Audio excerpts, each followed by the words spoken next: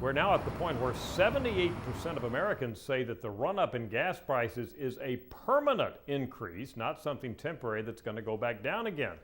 That's bad news, of course. Previously, when we have asked this question, off and on going back through 2000, less than that said it was permanent. In fact, at some points in time, less than a majority said it was permanent. In other words, Americans thought this was a temporary blip and the prices were going to come back down.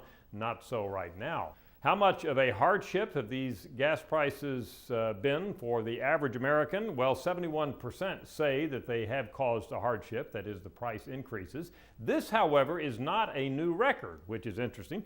We've asked the question many times over the last decade. Back in 2005 in September, that number was 72% who said that the gas prices had caused a hardship. And of course, the price of gas was not nearly as high back then as it is now. Of interest are some fast gas facts from our recent poll. You will be interested in these. First of all, how many cars does the average American own? Well, 2.0 is the average, but a quarter of Americans tell us they own 3 or more automobiles.